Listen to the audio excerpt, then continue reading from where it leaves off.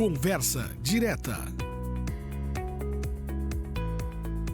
Muito bem, a nossa saudação a você, querido telespectador do Grupo Oceano. Estamos começando mais um podcast Conversa Direta.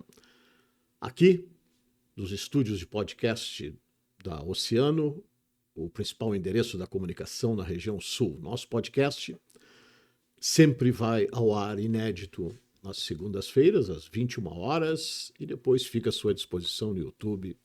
E desde já agradecendo a sua companhia, o seu prestígio, e a gente sempre procura trazer aqui pessoas e assuntos de interesse e que somem com o dia a dia da nossa comunidade, nos seus vários segmentos. Esse é o nosso objetivo nessa conversa informal aqui. E hoje, nós, com muita satisfação, estamos recebendo o nosso querido Dirceu Lopes, figura bastante conhecida na nossa cidade, foi vereador, foi secretário, é secretário, trabalhou no governo do estado, esteve em Brasília, amigo pessoal de várias lideranças políticas deste país, principalmente do Partido dos Trabalhadores.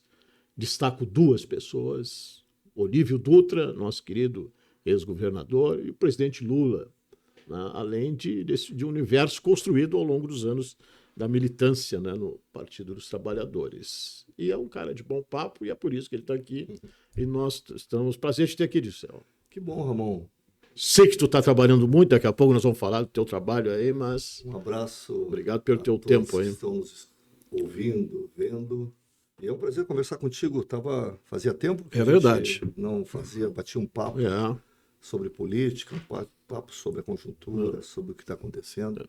E reminiscências também, né? É importante trabalhar com aquilo que a gente também já passou, né?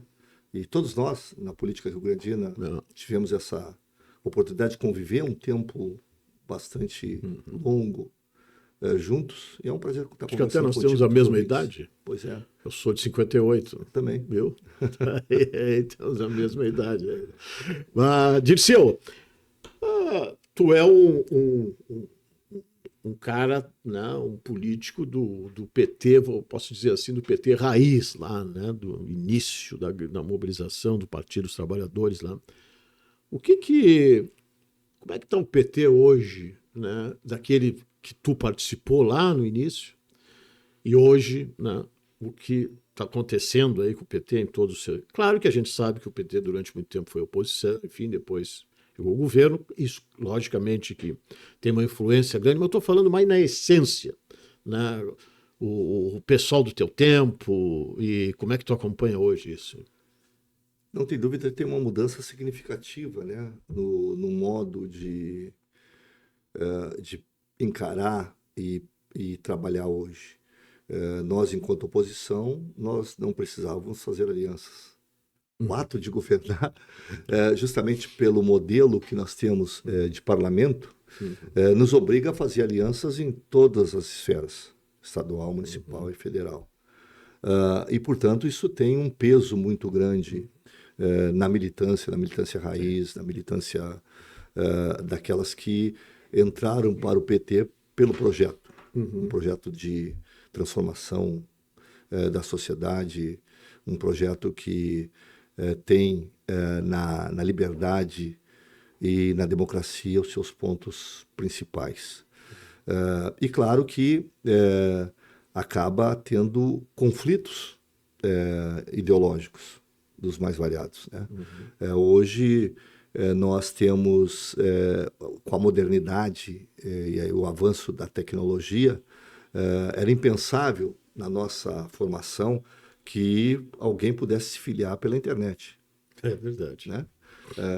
Para entrar no PT, eu tive o prazer de ser ali a ficha muito claro.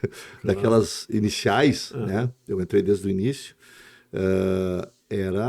Tu tinha que fazer uma série de cursos de formação até tu ter a tua ficha abonada por alguém. Não era assim, chegar lá, assina aqui, estou dentro. Vou entrar, estou dentro, ou vou para a internet, entro e estou dentro. Não, tu tinha uma série de...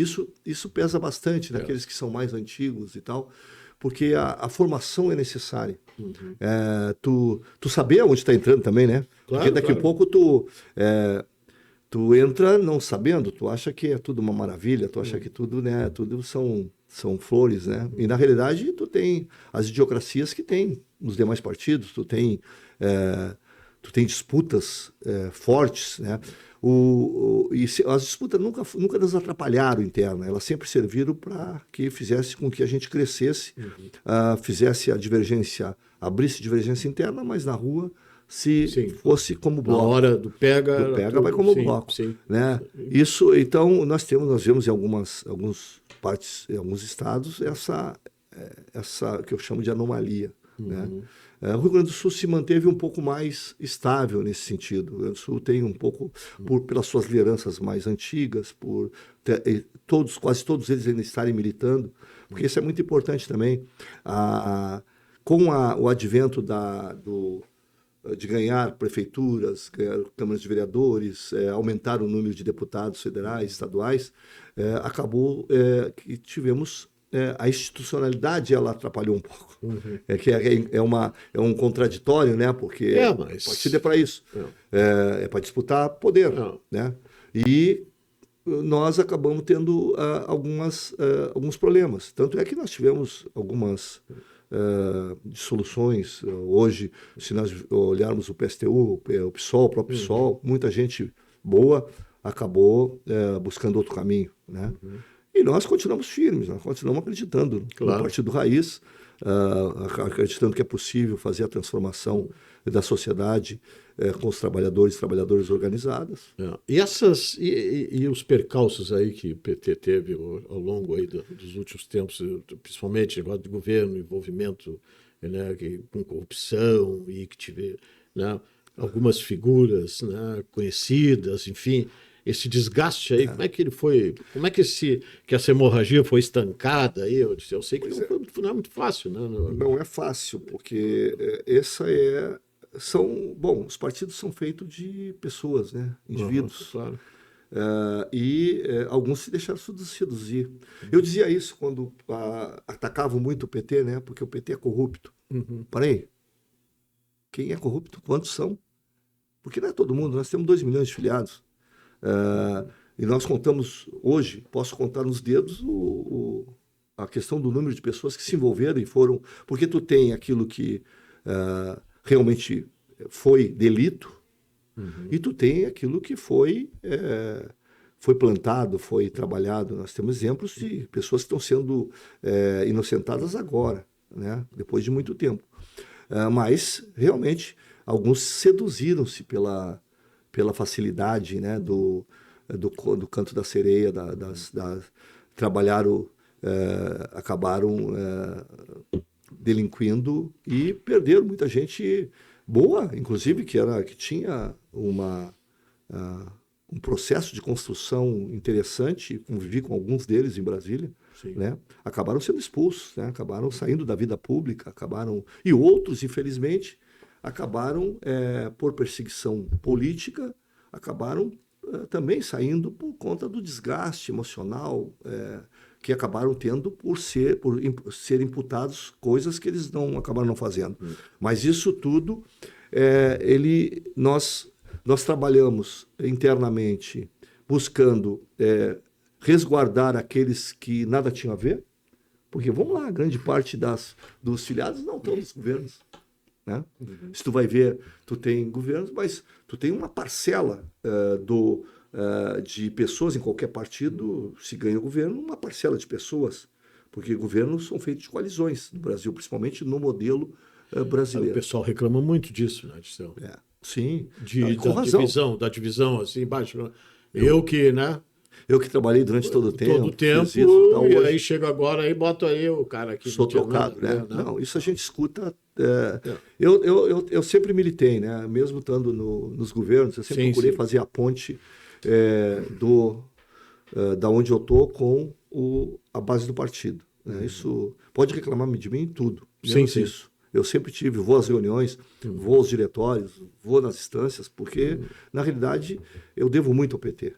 Né? Eu dizia, eu digo brincando que eu seria um bom chefe de gangue. Eu já poderia nem estar mais aqui, porque meus amigos, grande maioria, né, já pereceram. Se eu tivesse continuado, se eu não tivesse encontrado, num primeiro momento, a Pastoral da Juventude e no segundo momento o PT. Eu me lembro no início, lá na Pastoral, tinha, como é que era? Às vezes a gente fica, não sei se é a idade, né? A gente fica pensando assim, eu não lembro com quem comentei esses dias, como é que tinha uma livraria, não tinha? Não era na Eubank, não? Nós tínhamos. Como é que era ali? Sempre encontrava sim, vocês ali, né? Eubank. Né? Nós começamos na Livraria São Pedro, que era da Diocese. Sim. E logo em seguida, eu, o Clóvis e o Everton, que hoje é músico, que foi o promotor Menezes. O Menezes, Everton Menezes. Querido, estudamos juntos. Montamos uma livraria. Eu lembro. Que era para, tu sabe ali que saía a conversa, ali era uma formação central permanente. Uma formação permanente ali.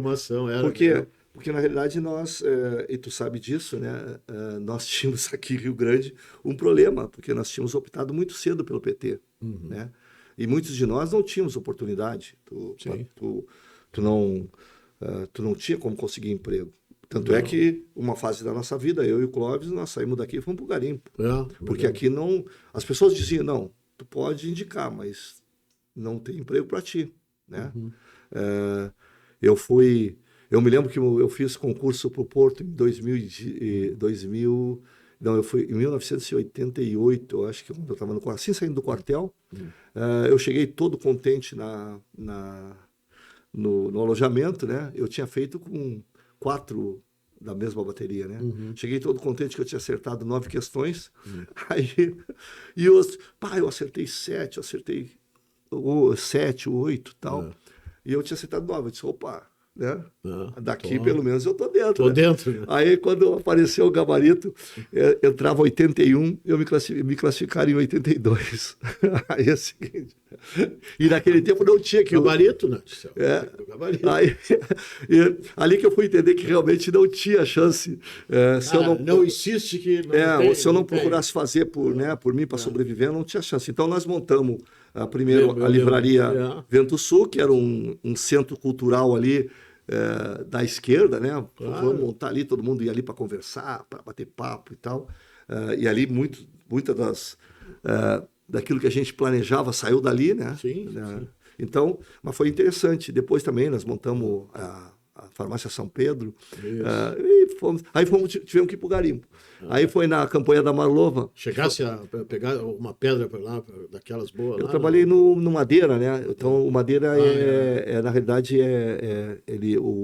a questão da extração é a extração de pó, né? De ouro. Depois que tu faz o trabalho de unir essas partículas. Então, mas foi interessante. Foi um aprendizado também, foi um aprendizado da vida. Hoje eu digo para os pessoal, se eu sobreviver, né, quando me ameaçam, quando me falam mal de mim e tal, se eu sobreviver no garimpo, que era uma barra pesada, um troço. Imagina, que tu tinha que dormir quase que com uma arma no peito. Dormir, não dormia. Um olho acordar, um olho dormia, outro ficava vigiando. Não vai ser aqui, agora que eu vou. Né? Então, a vida foi um aprendizado. E o PT foi muito importante para mim. Eu não tenho dúvida nenhuma. Eu sei exatamente. E a gratidão é uma coisa importante do ser humano, né? A gente tem que ser grato às coisas, né? Porque tem muita gente que acha, né, que não, porque eu tem que ser grato, né, pelas coisas. Eu estou dizendo hoje eu não seria o que sou. Eu tive a oportunidade de conhecer o mundo, né? Eu conheci o Brasil. Eu fiz representação na ONU do governo federal. Foi em Cuba? Eu fui, só não fui em Cuba. Fui na Venezuela, fui nos países. Eu fui na China, né? Não fui em Cuba, justamente porque quando foi uma delegação que foi discutir a questão da pesca em Cuba, eu estava com problema de divertículos. Então eu não consegui, não pude viajar. Agora, uma coisa que certamente contribuiu para a tua vida pública e pessoal também, né? Que a gente não tem como separar uma coisa da outra, tu acaba, né, aprendendo, enfim. A tua participação em Brasília, tu morou em Brasília, tu fez questão de morar em Brasília, né? Não é que o cara ia, vai segunda, volta quinta, não sei o que, tal, aquela coisa de deputado e tal. Trabalhasse lá no Ministério, trabalhasse com o Olívio lá, e lá tu conheceu realmente como funcionavam as coisas, né? Isso aí não tem, não, esse conhecimento. Isso é um aprendizado, Isso né? aí é um aprendizado, não, porque às vezes, né, a gente convive. não tem noção do como esta máquina funciona e como é que são as coisas. Lá tu convive com todo tipo de gente, né? Eu conheci todos os atores por exemplo, do Mensalão. Eu conheci todos os atores dos demais escândalos, não só do PT, mas também dos outros escândalos de Brasília. Sim. Porque tu tava em Brasília. Isso me custou, inclusive, a eleição em Rio Grande, né? De 2008, né? Porque eu resolvi, eu me mudei com a minha família toda para Brasília, porque na realidade eu estava numa função, eu era secretário, primeiro eu era chefe de gabinete do Olívio, e depois, e o chefe de gabinete não é uma coisa qualquer, eu era responsável por todo o ministério, eu não era chefe de gabinete do Olívio Dutra, eu era chefe de gabinete do Ministério das Cidades, então, tanto é que em diversas oportunidades eu substituí o ministro. Eu fiquei como ministro substituto, porque eu tocava a questão do ministério, um ministério novo. E grande, né? Trabalhava, e só tinha, para ter uma ideia, era um ministério que eles conseguiram juntar todos os doutores que estavam na Europa naquele tempo. Eles trouxeram a Hermínia Maricato, que era uma sumidade internacional na área do urbano, do meio urbano. Trouxeram Raquel Ronick, que era uma sumidade na área de encostas e favelas, e, enfim. O falecido Jorge Hereda, que era também um urbanista reconhecido mundialmente. Os caras do saneamento, tanto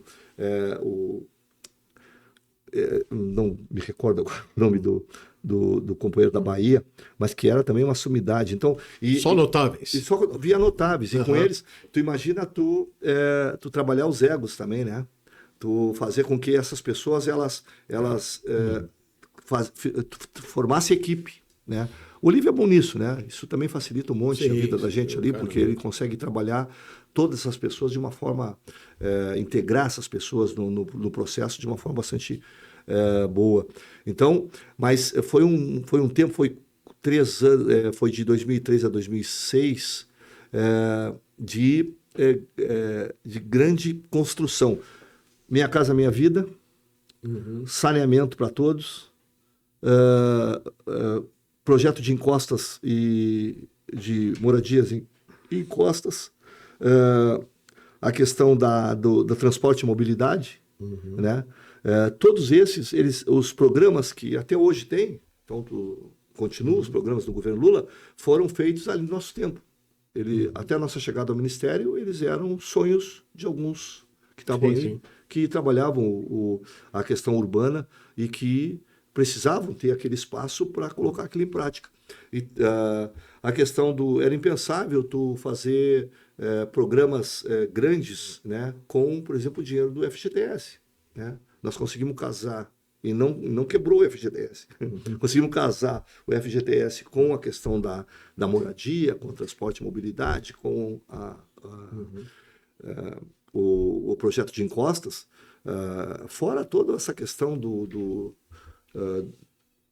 que nós trabalhamos de fazer com que o urbano brasileiro ele fosse uma pauta planejada, né, do governo federal, né?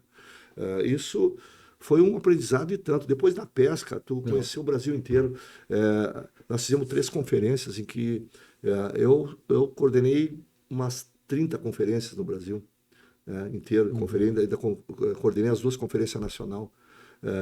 Isso é um outro aprendizado, porque tu vive com outro público, né? Com um público totalmente diferente desse que eu vivi os 3 primeiros anos. 7 anos depois eu vivi com os pescadores, com os catadores, com o pessoal que trabalhava no mangue, com o pessoal da lagosta, do Pará, do Iapó, que é o Chuí, literalmente, né? Então isso te dá uma visão de mundo macro, né? muito legal. E claro, tu sabe hoje tu começa a aprender também aonde está o poder de Brasília, né? Claro. Quem é que realmente determina? Sim. Quem tem Quem é que que tem conversar as garrafas? para pegar lá e dizer, pô, eu quero essa emenda aqui, mas vamos, em quem que tu vai? É. Em quem primeiro? Aí, ali dentro, os caras acabavam te ensinando como fazer. Mas foi um aprendizado muito, muito bom. Dirceu, e diz uma coisa, aqui na nossa... Claro, tu foi vereador, né? E um combativo vereador, né? Hoje a gente tem, né? Nossa Câmara mudou muito, pouco até falávamos de figuras importantíssimas, né? Onde é que tu estava na campanha agora da Darlene? Eu estava nos bastidores, eu estava ajudando a fazer, Como sempre, né? Como a sempre, trabalhar, como sempre, a trabalhar as claro. questões muito mais de fazendo análises, né, de como Sim. devia a campanha para A onde inteligência da devia ir, campanha, mas a estratégia, né? tinha um grupo muito Sim, muito sim. bom. Nós construímos no último período. Nós sempre tivemos bons atores internos, né? Que a grande maioria do público não conhece. Mas dessa a gente construiu tem um grupo de pessoas que entende muito a conjuntura socioeconômica de Rio Grande, né? E consegue fazer uma leitura Isso é importante, né? muito, muito, muito Isso aí é fundamental, senão não tem como. de aferição mesmo, né? Tanto é que a mudança, por exemplo, o Rally fica doente, tem que mudar o Sim. Rally. Bom, muda o Rally e bota quem? Vem a Darlene, bom, nessas condições, trabalha-se a questão da campanha numa outra ótica, porque vinha com o Rally num processo que é diferenciado, as perfis Sim. são diferenciados, entra a Darlene e continua num processo de 48 horas, muda toda a campanha e a Darlene né, acaba sendo E vencedora. vocês, desde o início, vamos voltar ali para quando começou o projeto Rally, com Rally, né? Vocês tinham já a certeza da vitória, estava bem estampada, ou que a chance seria muito... Muito boa. A chance sempre foi boa. Sempre trabalhamos com a disputa polarizada. Sim. Nós nunca... Não acreditava numa tal terceira não via, tinha essas terceira coisas via. aí. Na verdade, nós trabalhamos sempre... Porque, na realidade, quando tu trabalha com pesquisa, né? Quando tu trabalha com pesquisa permanente, tu tem elas podem errar. Mas tu tem uma possibilidade de acerto, uma probabilidade de acerto muito grande, uma tendência, né? E sempre o Rally sempre esteve bem posicionado nas pesquisas. A disputa seria uma disputa interessante no final dela, como sempre foi as outras, né? Principalmente da minha disputa com o Fábio para cá, né? Sempre as disputas foram polarizadas. As vitórias foram sempre vitórias com menor índice, né? Então tinha claro, aí tem o pessoal que faz, mas acha que, né, tem que ter cuidado. Eu sempre dizia, olha, eu acho que pela leitura que faço da conjuntura, nós temos condições de ganhar com o Rally. Quando entrou a Darlene, eu fui o primeiro a dizer, olha, nós, se acertar o programa de TV, os primeiros programas, se a Darlene entrar, como entrou mesmo, entrou com muita força, com um apelo bastante grande e tal, nós podemos ganhar. Eu era um dos que acreditava. E tanto é que eu brincava porque eu estava fazendo isso, mas eu também estava ajudando ali na questão dos carros de som. Como é que tu não ia fazer isso? Como é que tu não ia botar a mão ali na operação? Estava na campanha da Karina, eu estava circulando, né? E isso também te dá um pouco, tu não fica preso. Tu não pode te contaminar. Né? Tu tá escutando, tá vendo. Tem que andar, Tu tá vendo percepção, né? Como é que os adversários estão se movimentando, como é que está trabalhando e tal. Eu tive essa percepção. Para mim, eu acreditei sempre, né, na vitória. Que para mim o grande problema foi lá atrás, quando a gestão do Fábio, na questão da enchente e ali na questão também se misturou com a questão do lixo, com a questão desse processo. O lixo ele não faz tu ganhar a eleição, mas ele faz tu perder a eleição, porque as pessoas, quando está tudo limpo, ela não dá bola. Agora, ela só vai dar bola quando está sujo, entendeu? Sim. Ela não te dá mérito, mas ela tem um peso, a questão da... Não, todos os dias né? Aquilo todos os dias te traz, não tem como. Então, isso para mim foi se tu não conseguir recolher o lixo, foi desgaste. Não então, aí tu entra, tu tá vamos lá, nós saímos bem. O Alexandre saiu com 67% de aprovação do governo, né? Então, a memória das pessoas, tu trabalha com a questão da memória também, né, das pessoas. Então, eu fui um dos que sempre acreditei. Claro que sempre tu tem que... eu me lembro que eu estava na coordenação de campanha do Olívio Dutra contra o Brito. Eu tive a oportunidade de... Aquela foi a campanha que eu mais aprendi, né? Aquela foi uma campanha em que, imagina, o Brito passa para o segundo turno quase ganhando. Foi 1%, menos que 1% faltou para ele ganhar no primeiro turno. O Olívio passa no limite da passagem do segundo turno. E nós fazemos uma campanha no segundo turno em que, claro, trabalhamos a figura do Olívio, que é uma figura forte, que é né, tu tem, principalmente no interior do estado, mas os prognósticos, todas as pesquisas, elas davam a vitória do Brito. A mudança aconteceu nos últimos 5 dias. Eu percebi que a mudança que podia ganhar, eu coordenava a mobilização. Quando eu cheguei em Vacaria, no primeiro turno eu fui a Vacaria também. Aí, quando eu cheguei no primeiro turno, eu cheguei em Vacaria, tinha uma meia dúzia de gente na praça. Um comício esvaziado, sabe? Daquele comício que te desanima até, né? Mas tem que manter o ânimo e tal. Quando eu cheguei no segundo turno em Vacaria, era muita gente. E nós chegamos, nós éramos para estar lá 8 horas, nós chegamos 00:40. Cara, esperar até lá é que estava afim mesmo. Pegamos uma coisa para chegar lá, foi um horror. Pegamos acidente na estrada e tal, mas chegamos, fomos igual, né? Porque nós estávamos indo para lá, fomos para lá. Cara, quando eu cheguei lá, que vi aquela praça lotada, com chuva, eu disse, olha, nós vamos ganhar essa eleição, né? E aí, isso era uma segunda-feira, na terça-feira, um comício na região metropolitana, que botou quase 60 mil pessoas entre Canoas, ali naquelas vilas de Canoas. Eu estava convicto que uma mudança estava acontecendo. Seria suficiente para tirar aquele percentual alto que tinha, né? Não sabia. Não sabia. Mas a vitória ali foi um aprendizado, foi um jogo de xadrez, porque realmente a campanha, eles tinham um marketing agressivo, muito bom, e nós estávamos respondendo na mesma moeda. Então era um jogo de xadrez. Claro. Ali me deu uma experiência de campanha bastante grande. Dirceu, o que aconteceu? A coisa foi feia ali em Pelotas, né? O que aconteceu ali, né? Nós tivemos, né, uma eleição muito disputada e com um candidato, né, no caso, o candidato adversário do Marrone, né? O Perondi, né? Perondi, acho que é. Ele é um cara, né, até então, né, não era nenhum nome daqueles né, da política pelotense, enfim, aquelas pessoas como, por exemplo, o Fetter Júnior, como o Érico Ribeiro, como o Irajá, enfim, né, aquele pessoal todo, enfim. O que houve ali em Pelotas ali? Foi feia a pegada, hein?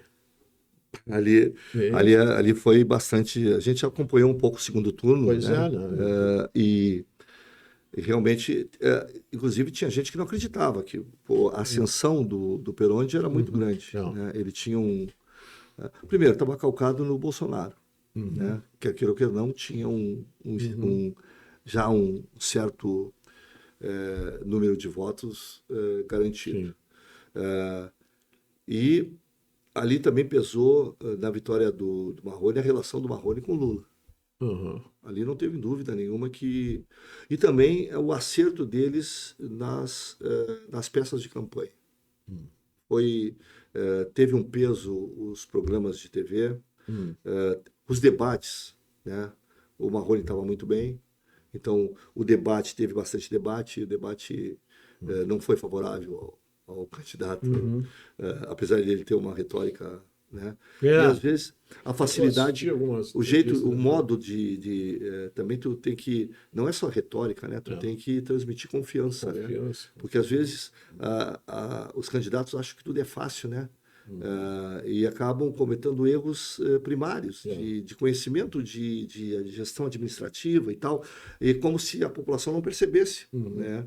Mas hoje, com o advento da internet, Menosprezar a capacidade do não eleitor, isso pode, aí não tem como menosprezar. fazer isso. Aonde né? tu menosprezar a capacidade do leitor, Não tem tu como. já está quase que vaticinando a tua derrota. Não. Então, por quê? Porque tu tem que realmente, quando tu fala uma coisa, tu tem que ter consciência e certeza daquilo que tu está falando. Tu não pode blefar para... Claro. Ou tu não pode achar que aquilo ali é uma verdade. Na verdade, tu tem um rito, né, que o eleitor está... E hoje, com o advento das redes sociais, olha, o cara conhece a tua vida Na como palma da ninguém, mão, né? Então, ele tem muito mais facilidade de escolha que tinha antigamente. Não. Né? Sim. Dirceu, e agora linkando ali com o Estado, ali, né? A gente tem eleição no ano que vem ali. Na última eleição, o PT não foi para o segundo turno, né? Por 2.000 e pouco. Uma mixaria de votos, né? Em nível de Estado, meu Deus do céu, né? E o candidato deve ser o mesmo, né? Pelo menos para o meu gosto, é o Edgar Preto, né? Preto. Eu tenho... E sabe que foi interessante, eu também estava nessa campanha, eu era coordenador geral da campanha do Olívio Dutra, né? Uhum. E logicamente, como coordenador geral, eu me envolvia na campanha do governador. Nós recebemos um aviso. Vamos lá. Primeiro, o Edgar ele foi lançado para tapar o... Vamos lá, vamos lançar o Edgar para outra campanha. Não vamos, sim. Não vamos para agora, porque agora tem essa conjuntura, porque tem candidatos muito fortes e tal, mas vamos torná-lo conhecido. No meio da campanha, os institutos de pesquisa começaram a detectar um viés de suba e um declínio do Eduardo, uma estabilidade do Lorenzoni. Onyx. Lorenzoni. E uma subida do Edgar. E aí, bom, se custou a pegar esse mote aí. Pô, mas está subindo. Aonde está subindo? Tem que fazer rapidamente uma análise e tal. Custamos ainda a fazer isso. Quando fizemos isso, ele sai ali dos 5, 6, 7%. Ele vai lá nos 20 quase. Né? Mas eleição tem time. É o time. Não tem. Se tu não cuidar o teu tempo em eleição... não dá tempo. Não dá tempo. Aí tu diz assim, pô, se tivesse mais uma semana... Sempre assim. Eu tinha ido lá e tinha feito... Pois é. Vereador mesmo, eu lembro. Vamos falar de um cara que também era muito teu amigo, nosso saudoso, querido Danúbio Soares. Sim. Teve uma eleição do Danúbio, que eu trabalhei com ele, né? Enfim, fui assessor dele na Câmara, e na época tu eras vereador, e o Danúbio ele não se elegeu numa das tentativas, depois acho que foi por 12 votos, 12 ou 13 votos. E aí a gente começou, se tivesse ido naquela janta lá dos taxistas, não sei do que tal, se tiver, é incrível isso. Não, mas é isso, tu disse assim, se eu tivesse saído, se eu tivesse me levantado mais cedo, lá na porta de fábrica, meia hora mais cedo. Em vez de eu ter ido aquele determinado evento, teve isso, eu perdi por 17 votos, eu não me elegi por 17 votos. Aí tu diz assim, pô, tu fica pensando, né? Idiota mesmo, e aí então, ali foi isso, assim, ó, o time é fundamental. Quando acordaram, bom, eu me lembro que nós estávamos tudo numa mesa como essa aqui, né? Na volta da mesa, fazendo apuração e tal, e aquele, né? E ali, pô, falta 5 mil, pô, mas 5 mil dá para tirar na região tal, e aí a região tal não chegou, os votos, e aí deu lá, pô, baixou para 4, baixou para 3, foi baixando, e aí tu olhava o que faltava, o número de votos que faltava, e dizia assim, é possível, mas... não sei. E aí, realmente, quando chegou... E fica o sentimento, né? Porque nós esperávamos também fazer em algumas zonas que... Tu vê, teve surpresas, né? Nós ganhamos na região sul dos 27 municípios, acho que tem aqui 27. O Edgar ganhou 18. Né? Só que assim, o que acontecia? Que era a mesma coisa com que o Olívio. O Olívio ganhou na maioria dos municípios do Rio Grande do Sul, na maioria. Só que aonde o Mourão ganhava, ou aonde os adversários ganhavam, eles ganhavam uma diferença muito grande. Nós ganhava por 10 mil, 15 mil. Os caras abriam. Tu pegava lá, por exemplo, o Caxias do Sul, da região de Caxias. Quando abriu a região de Caxias, os caras, tanto o Mourão como o Leite e o Onyx, eles abriam 300 mil votos. Quando nós abrimos Porto Alegre, que era o nosso chão, nós abrimos com 100 mil de diferença. Quando abriu a região metropolitana, que nós achava que o Olívio podia ali tirar, o Mourão abriu com 50 mil na frente. Então, isso tudo pesa. Porque aí tu vai ficando lá, tu vai dizendo, porra, eu vou tirar lá em Cacimbinhas os votos. Não dá mais. Então, 2 mil. Essa vez eu acho que o Edgar, já mais conhecido, com o trabalho que está fazendo na Conab, rodando o Estado como está rodando, porque está rodando para ser candidato também a governador, porque até então ele rodava o Estado para ser deputado. Né? Ele ia fazer a sua terceira ou quarta... 2000, 2020, porque foi 2003, 2004 que o pai dele morreu, a partir daí ele assume o lugar do pai, né? Se elege no próximo outro período, e aí não realmente está muito mais preparado, está muito mais ele realmente maduro que eu falo na questão. Mas é isso, assim, foi também outro aprendizado, porque eleição não se ganha nem se perde de véspera. Não. Tu tem que acreditar. Esse fato do Olívio Dutra lá com... Nem se constrói um candidato assim. E também tem isso. O pessoal diz assim, vai sair o candidato tal. Tá, mas o que o candidato tal fez? Né? Se tu não tem uma base consolidada, se tu não tem, como inventar, um processo, inventar. Como é difícil também o próprio vereador. Ele pegar, e tu trabalhou com o vereador, tu sabe disso. Eu fiz rapidamente, nessa última eleição, eu fiz um levantamento da Câmara na questão dos vereadores que dobraram votação ou aumentaram muito significativamente a sua votação. Dá para contar nos dedos. Ravara, Alexandre de Maia, lá atrás, o primeiro lá, um dos vereadores antigos, foi um dos primeiros da Câmara também que fez uma votação. Como é que é o nome dele? Fenômeno. O Massada? O Massada, que depois o Alexandre nominalmente passou dele. Sim. Mas se proporcionalmente, para a época, ele fez uma votação extraordinária. Então, aí tu tem alguns casos. E muito difícil o cara, no atual mandato, principalmente depois da televisão e das redes sociais, o vereador dobrar a votação. Olha... tem exceções, né? Tem exceções, mas geralmente o camarada faz ali os 10% a mais, diminui bastante e tal. Então, sempre assim, é muito difícil. E muito difícil também, dos últimos tempos, a não ser o Wilson e o Alexandre, né, que foram vereadores e se elegeram, nós não tivemos mais vereador... Porque o Fábio nunca foi vereador. Não. Né? Vereador prefeito, no caso? Vereador prefeito. Não. Tu pode ver que os vereadores concorreu nesse período de lá para cá, mas não foram eleitos. Tem uma dificuldade, né? Então tem isso, do cara sair da cadeira da Câmara e... não. Por quê? Aí o cara diz, mas o Suplicy em São Paulo saiu de vereador e fez uma votação extraordinária. Porra, mas o Suplicy coordenou uma CPI que botou metade dos caras na cadeia. E apareceu. Não, é a questão assim também, né? Essa passagem, por exemplo, pela Câmara, e tem aquela seguinte, não, mas eu gosto mais dele no legislativo do que no executivo. Também. Eu acho que não vai dar para ser. Tem isso, né? Pô, ele me representa no legislativo, mas não me representa no executivo. Eu quero ele, né? As pessoas têm isso. Né? Isso tem que ser. Ô, Dirceu, nós temos muitos assuntos, até o que já quero adiantar aqui, né? Que o Dirceu ele vai participar seguidamente aqui do nosso podcast. Aí nós estamos acertando aí uma contratação, porque nós temos um arquivo, né, político aí para, né, muitas histórias, né? Inclusive agora ele é o atual secretário de Serviços Urbanos, não falamos aqui, nem vai dar tempo, né?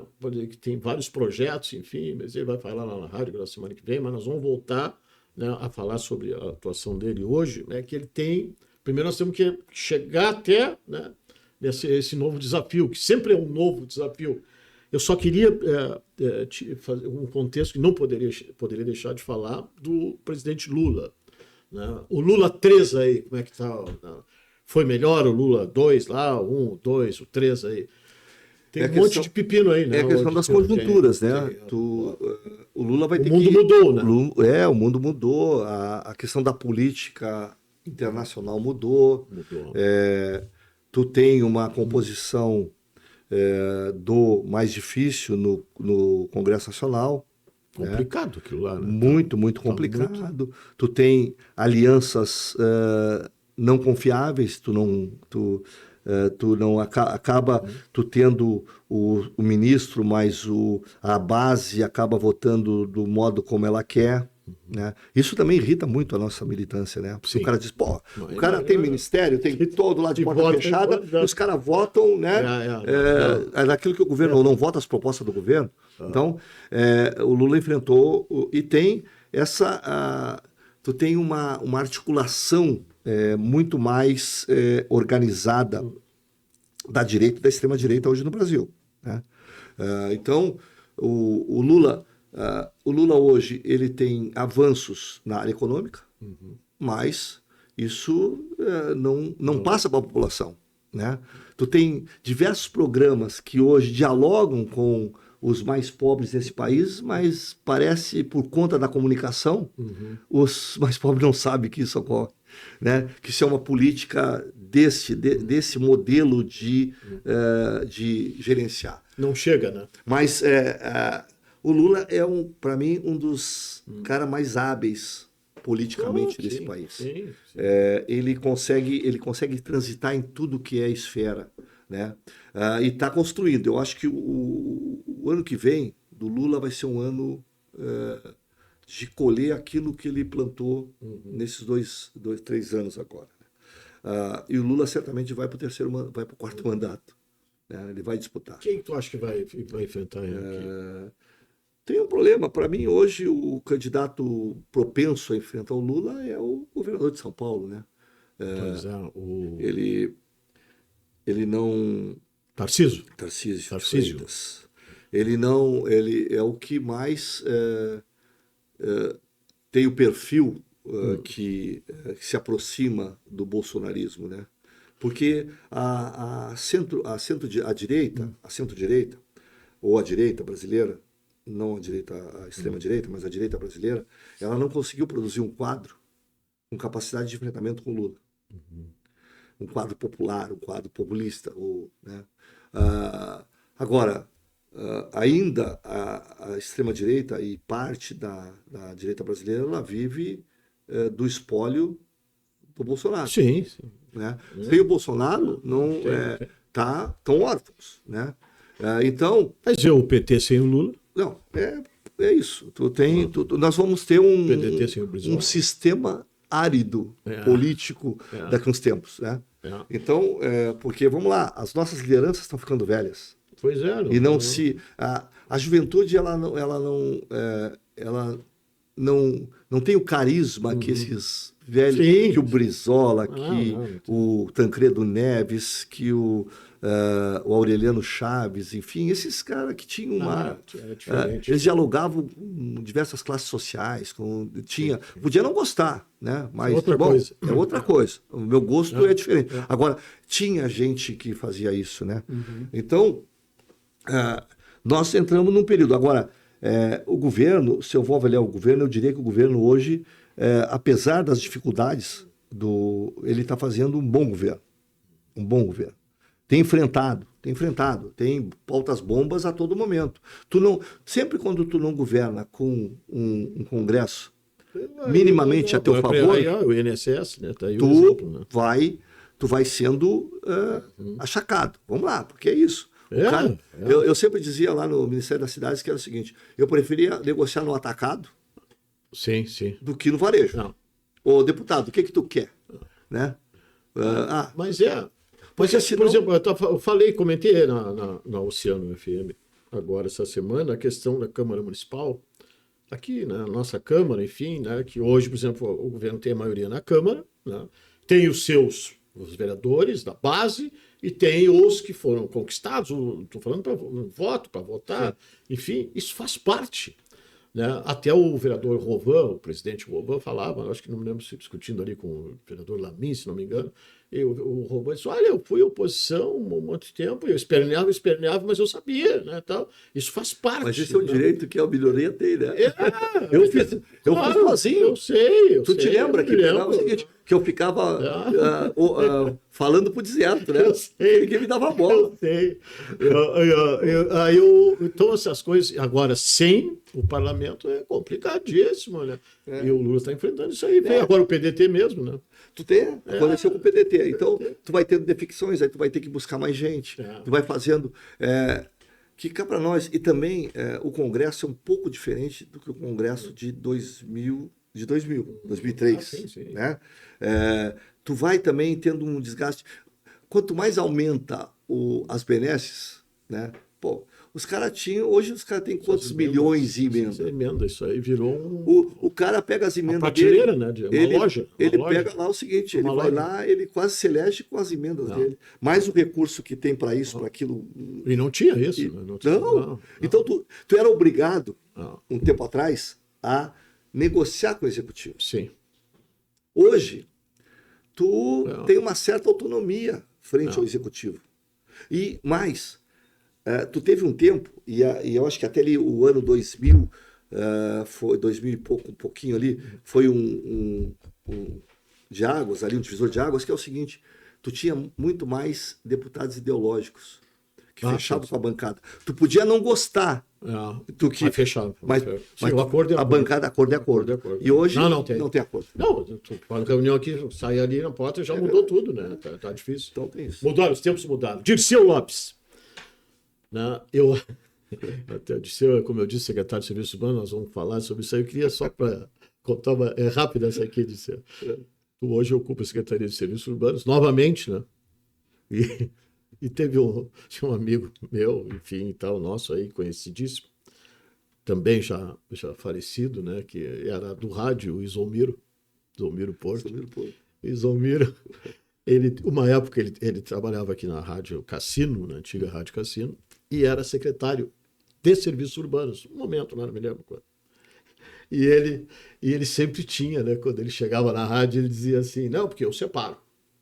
Lá fora eu sou secretário, aqui eu sou radialista, que aqui não tem comigo, não tem bola e tal. Ele sempre falava isso, né? Aí um dia ele realmente exerceu isso de uma maneira fantástica. Ele chegou e disse no ar na Rádio Cassino que ele vinha caminhando pela Praça Xavier Ferreira e eu estou aqui como radialista, não como secretário. E passei pela praça e a praça está realmente suja. É verdade. E era ele que tinha que limpar a praça. Pois é. Não, e era ele. Sim, mas se tu me Aí ele começou, hoje, eu digo, a cidade está suja. Está de né, acordo? senhor? Não está de acordo, não. A cidade está suja. Está suja. Nós estamos tá correndo suja. atrás, estamos trabalhando 2, 3 Olha, turnos. ontem era meia-noite e pouco lá na minha rua da minha casa, na Gomes Freire ali, tinha um monte de gente trabalhando lá. Meu Deus do Mas céu. nós estamos trabalhando em 3 turnos. Justamente para isso, para pegar e buscar. Se me perguntar hoje, é o padrão? Não, está longe do padrão. Não, nós queremos melhorar e é preciso melhorar. Sim, porque fomos eleitos para isso. Sim.